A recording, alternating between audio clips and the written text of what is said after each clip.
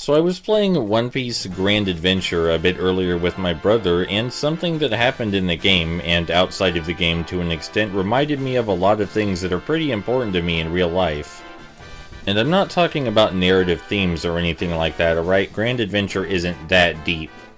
But before we can get into the meat of anything, we need to set up proper context, because context is very important for almost everything.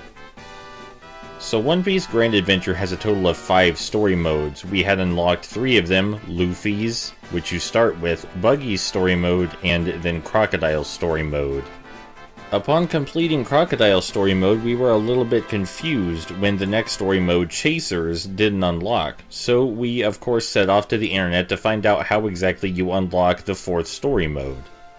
And what followed was interesting to say the least, and somewhat depressing. Somehow people disagreed on how you unlock Chaser's story mode, which you wouldn't figure is possible. You know, it's a video game, you complete an objective and you unlock the thing. But there it was, several conflicting accounts of how you actually unlock Chaser's story mode. And these people didn't seem to be trolls or anything either, they were just recounting what they had done to unlock Chaser's story mode. Granted, they were recounting it with authority, but they were just trying to help. Unfortunately, their intentions to help actually ended in the exact opposite, because there were so many conflicting accounts and statements on how to unlock the 4th story mode that it was impossible to tell which might be accurate. The statements all had one thing in common though, however conflicting they may be. The statements all mentioned finishing someone's storyline in some way, be it Luffy's, Crocodile's, or Buggy's. And it didn't seem likely that all these people were liars. I was certain that they did unlock Chaser's storyline, but there was still a discrepancy that needed to be solved regardless. We completed all 3 storylines and didn't unlock Chaser. These people had completed all 3 storylines, or sometimes just 1 or 2, and had unlocked Chaser. And there's also the problem that regardless of their intentions, all these people giving advice were giving incorrect information, incorrect facts about the world. True, it was a video game fact, but this also applies to human reasoning on a greater scale. And there are thankfully options I could use to figure out what exactly I actually need to do to unlock Chaser's story, and what other people could do to stop spreading incorrect information. We're going to go over these options in descending order. The first option being the one that requires the most effort, the final option being the one that requires the least. The first option being the good old standby, isolate as many variables as possible and establish a control group. But that probably sounds like a lot of effort. So we're going to skip to the second option, which can actually help the first option and vice versa. The second option is to look for peer research. This applies more for the people posting incorrect facts than it does to me, but it's still helpful. If, while looking for peer research, you find that your peers have reached the same outcome as you, but with different accounts of how they reached it, then your next step is simple.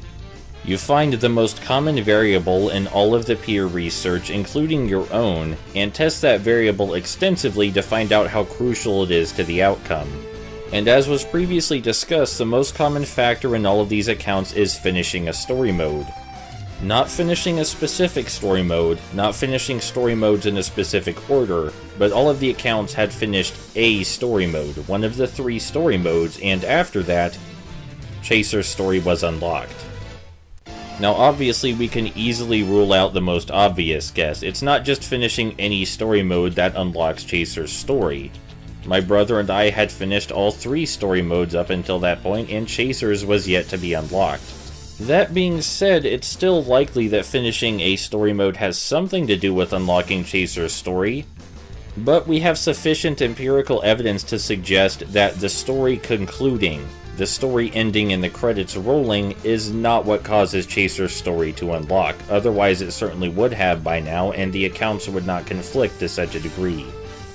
But even if the story concluding and the credits rolling don't unlock Chaser's story directly, Chaser's story still unlocks after the story concludes and the credits roll.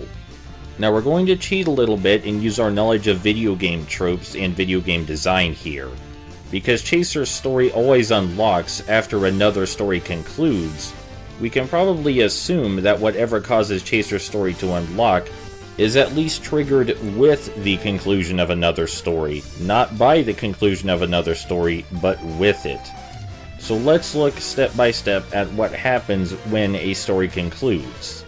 You defeat the final boss of whatever story you had selected, a small cutscene plays, your score tallies up, and then the credits roll. Now again, cheating a little bit and using our knowledge of video game design. Do any of those, besides the credits rolling and the story concluding, sound like they might trigger a video game unlockable? The score, of course, right? It seems so obvious now. And that is correct, the score you receive is the determining factor in whether you unlock Chaser's story. But the score will not tally until you finish a story mode, any story mode, hence the confusion between all these people spreading false information.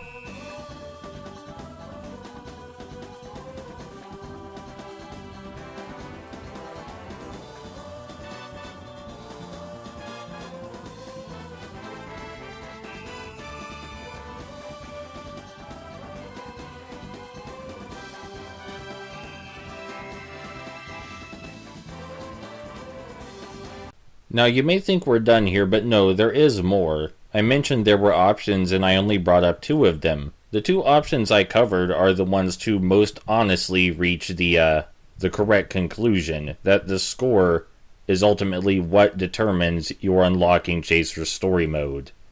But there is one other option to reach that conclusion that isn't nearly as honest and can backfire easily, but it's still far better than just making wild assumptions. Option number 3 is to find a more knowledgeable official source. Find a more reputable source than just random people on the internet, be this an official guide of some kind of published article, or a regular content producing site that just has some kind of gate for the content it allows. Any kind of check before the content reaches the page you're reading is better than no check at all. So option 3, just look for a more official, knowledgeable source. Doesn't work all the time, the source could still be wrong, but it's less likely to be wrong. But let's just say you're too lazy for any of that. You want to post your incorrect information, you're too lazy to look up whether it's actually right. There are a subset of options just for you. Option 4, add a qualifier. Make sure that the audience knows this is your experience and does not reflect anything authoritative or objective.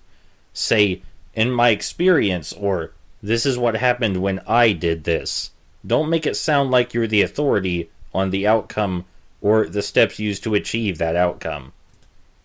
I tend to use that option a whole lot, actually.